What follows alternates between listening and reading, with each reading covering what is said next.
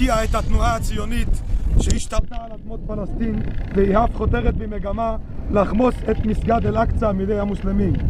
התנועה הציונית כבר נלחמת נגד העם היהודי כ-150 שנה, החל באירופה תחת שמות שונות, אך כולם הם אותה תנועה בחילופי שמות. נאמר פעולותיהם הם בניגוד לדעת התורה והדת היהודית, והם עושים ככל העולה על רוחם בכל פלסטין ובאל-קודס. Pack die Schilden. עם התנועה הציונית המזרחי, אלה שעולים להר הבית ולמסגד אל-אקצא, שהדבר הוא איסור חמור לנו כיהודים מאמינים. מעשים אלו הינם פשע חסר תקדים, עוול וחמאס.